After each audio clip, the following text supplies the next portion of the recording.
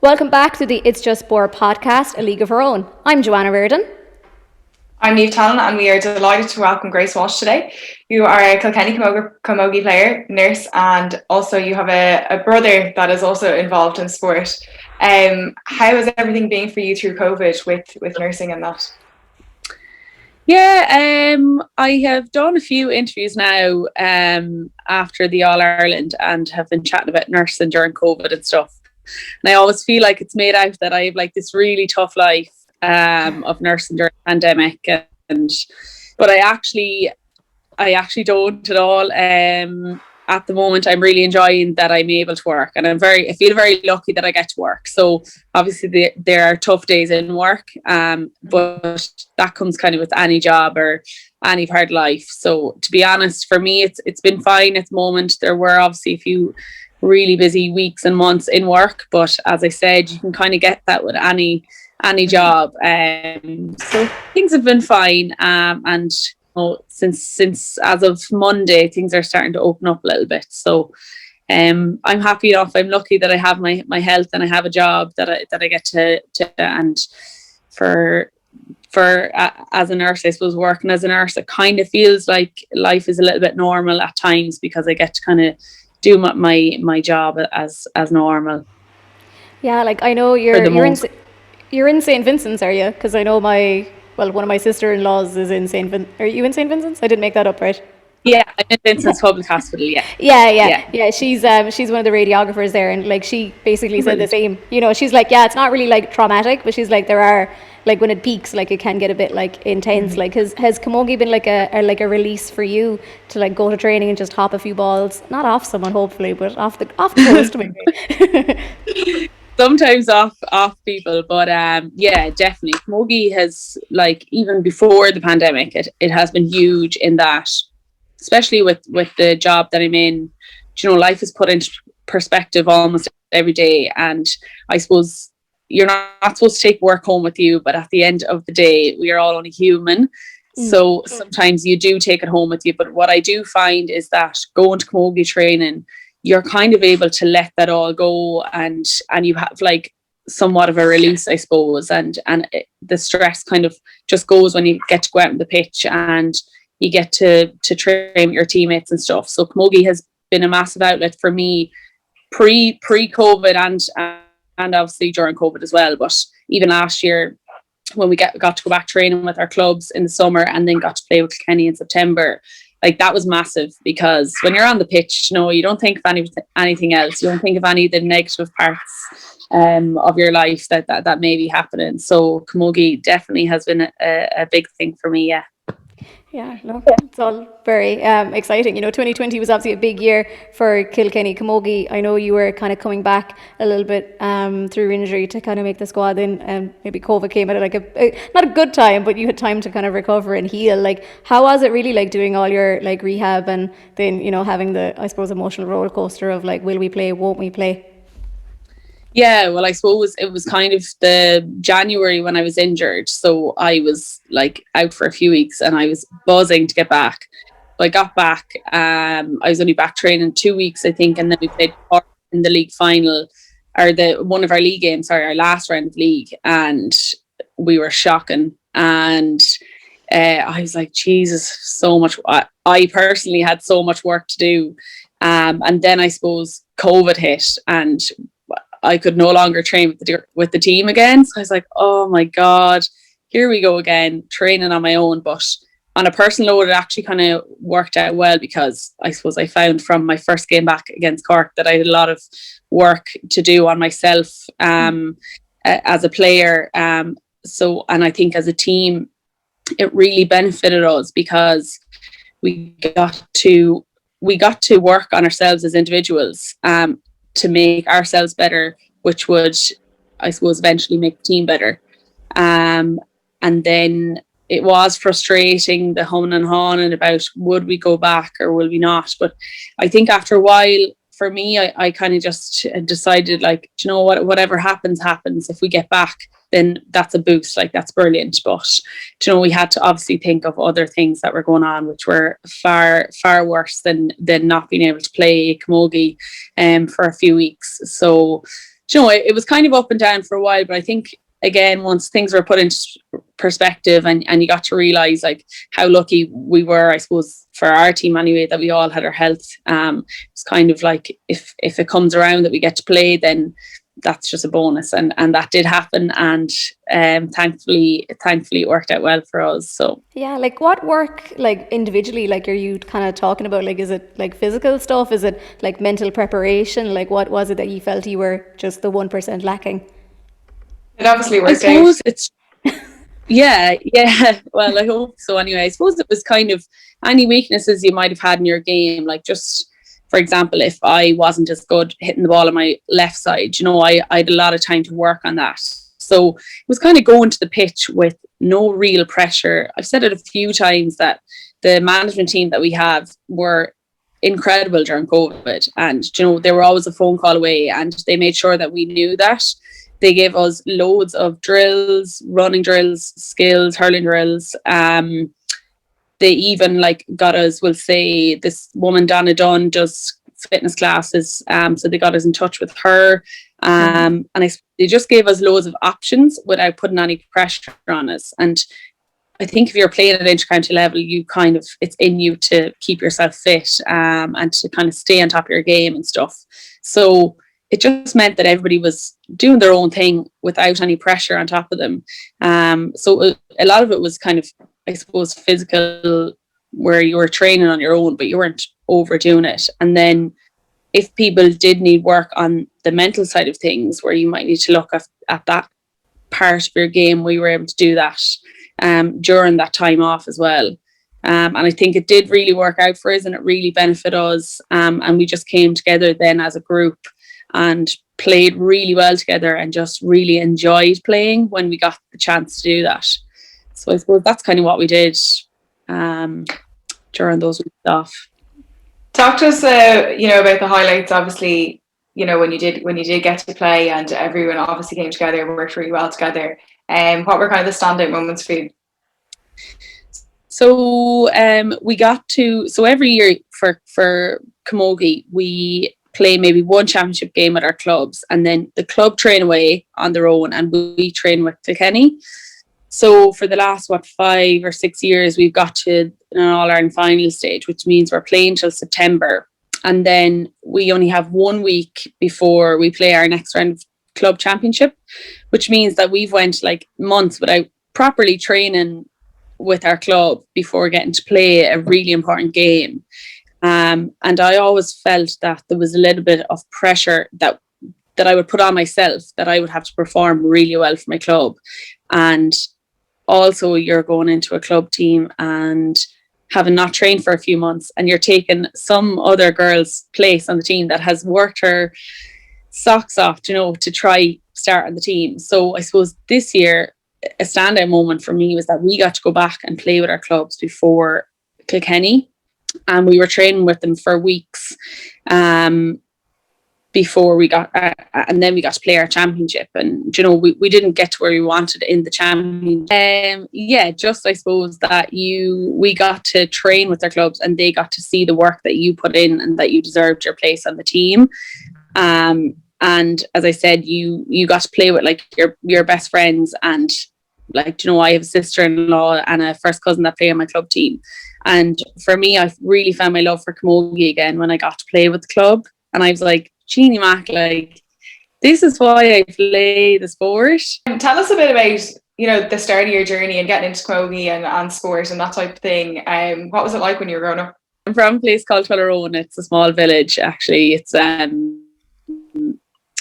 just really, really small, only one shop, one pub. And we have a primary school.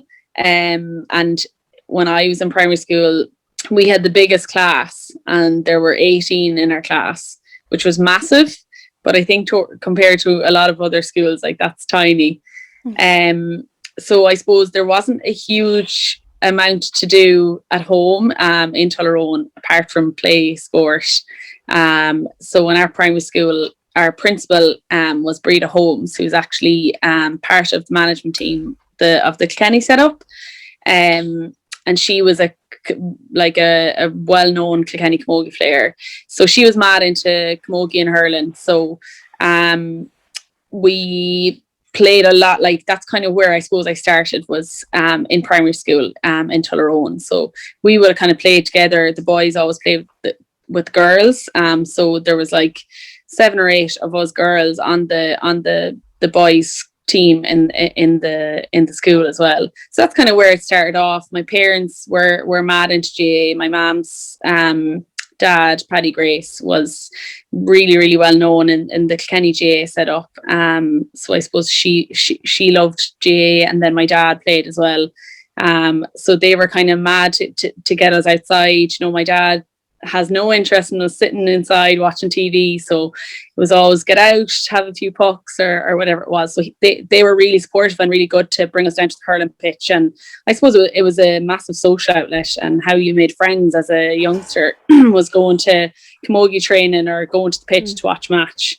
So I suppose that's kind of where the journey started, and it went from there with the club, and then my school, Aspirations Kilkenny, and then it went on to the Kilkenny setup as well.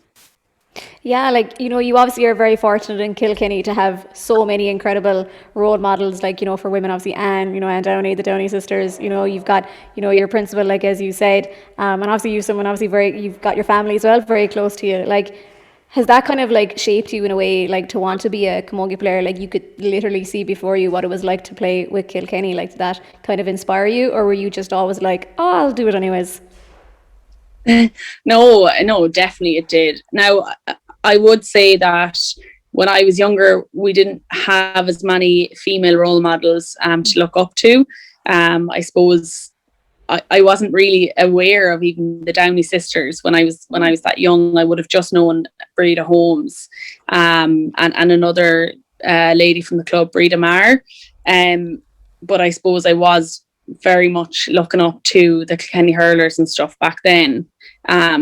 Whereas now it's different, because obviously there's a lot more female people to look up to, female sports people to look up to now for younger girls and boys. But I suppose it wasn't something that I just decided I'd do. It was something that I really wanted to do.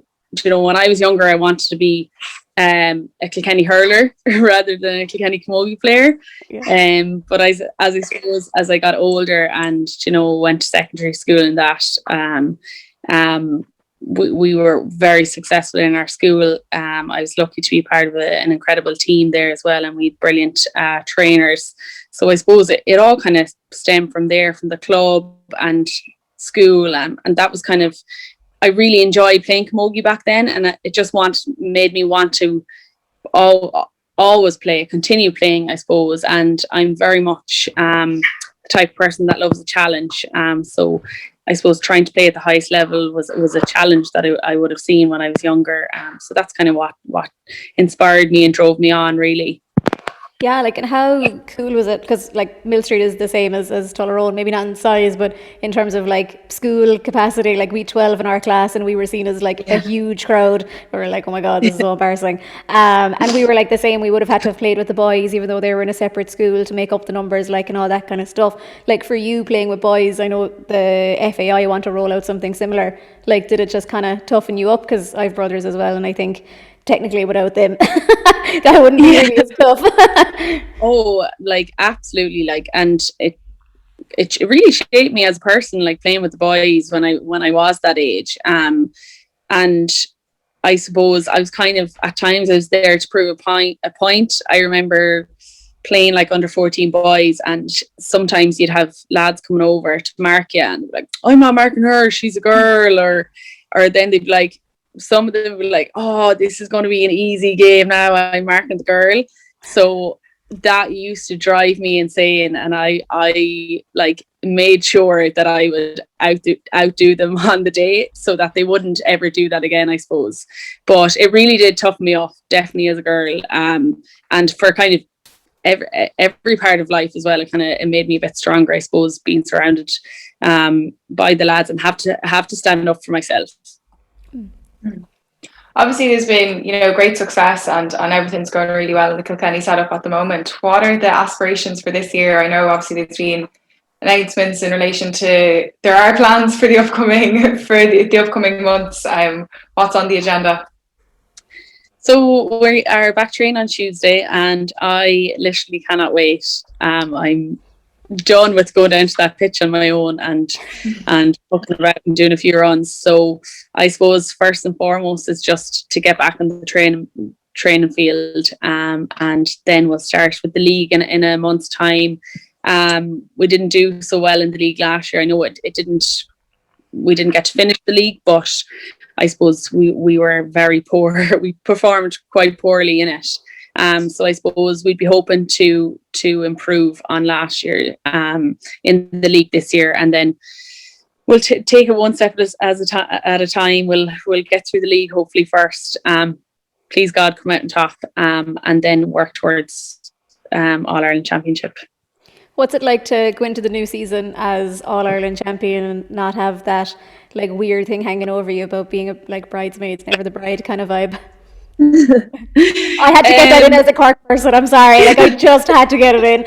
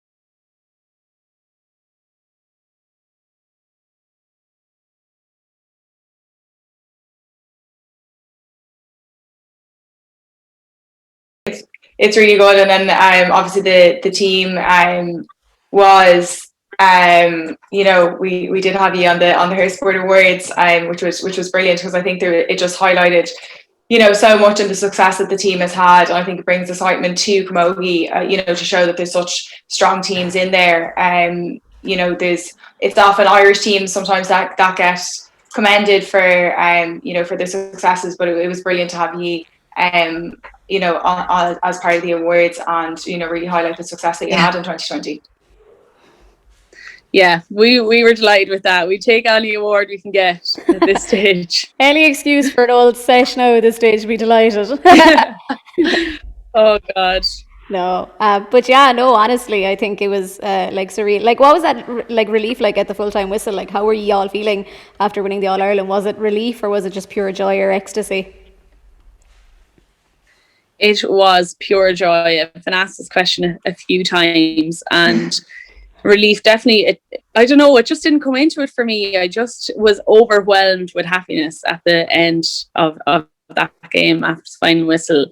Just all of my emotions took over me. I was happy, I was crying, I was doing everything. And I was just, the biggest thing for me, I was so proud of all of the other girls, because I suppose when you're part of a team, you see the work and the effort that as well as yourself, the others put in. And I suppose I was just so happy for them. And there were some younger girls that came into the panel and were on the starting team that had never started before. And for example, Michelle Teen, she played cornerback, and you know, she's been knocking on the door to get on the starting team for the last number of years, and I've seen the work that she's put in, and I was just so proud of her and of the rest of the girls. But it's just things like that. After a final whistle, it was just pure joy and happiness. In lines of like your involvement in Camogie, like did you participate in other sports when you were younger, or you know, was it always Camogie for you? No, so yeah, I always say no first, even though the answer is actually yes.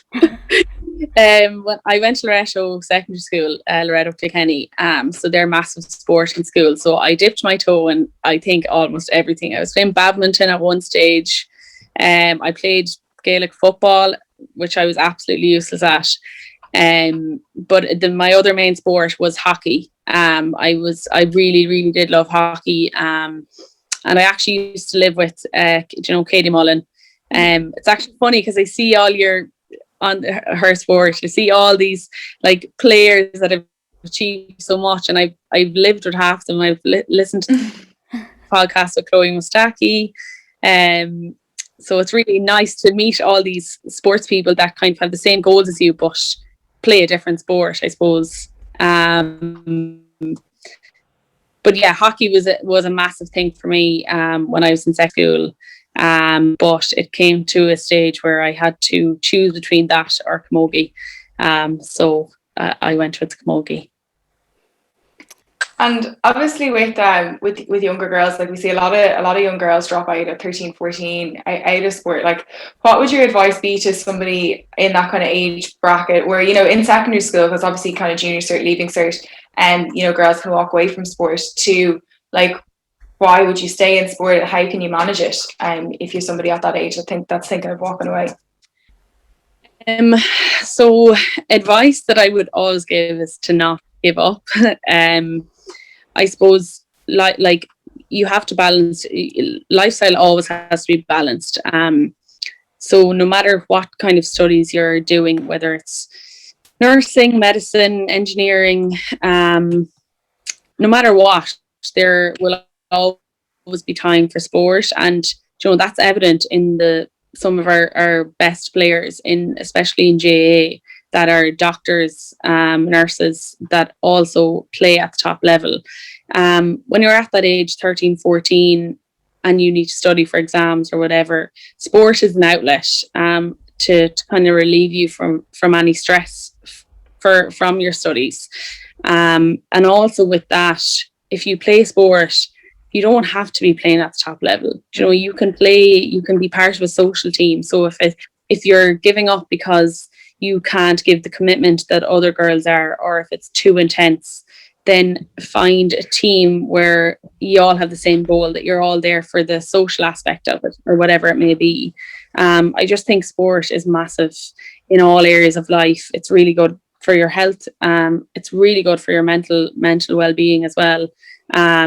And that would really be my advice, is to not give up and to find a team or a sport that suits you, I suppose, because everybody's different at the end of the day, and not everybody has the same goals. So it's to keep active in some way, shape or form. But a massive thing as well is I have made lifelong friends from sport, and that goes for, I have good friends that play Camogie for Cork, from all other teams. Lived with Katie Mullen, Chloe Mustaki, and they're all lifelong friends, you know, and the more people that you meet, I suppose the more you learn about yourself, and the more you learn about life. So I think sport is just massive for life in general, and for learning. Yeah, I think what you're saying in relation to, like, you can, from talking to you, you can tell that, you know, the friendship and the experiences together are really important, and, you know, drive you to stay participating. Like, the fun is part of the success. Yeah, absolutely. Like, people are always asking me, how did you come back after losing so many years or so many All-Irelands? But what I think people forget is the memories that you've made getting to that final. I know you've lost at the final hurdle, but like, you've made some incredible memories and have had such enjoyable experiences up to that point. So even though you've maybe lost at the final hurdle, it's still been a memorable year. And again, as I said, and as you pointed out there, for me, it's all about the enjoyment. And I think you will be the best if you are enjoying what you're doing. Yeah, no, it's all pretty sound and like solid advice, like, you know, definitely. So I suppose, yeah, we do look forward to seeing what Kilkenny can bring. Maybe slightly, if, you know, you're playing well against Cork, I won't be as begrudging as what I'd usually be. Maybe, just a maybe. But yeah, no, we really do appreciate you giving up your time. And I think, if you've any other questions on your end. No, I think that's great. You've got some great advice in there, and we look forward to seeing you back on the pitch soon. You'll be back sooner than others, so certainly enjoy it. Yeah, absolutely. And thanks so much for having me. And I'm sorry for the Wi-Fi connection problems as well. Don't worry. It's usually me. That's why I'm buzzed. I'm like, whoa. You're happy out. Someone else to blame.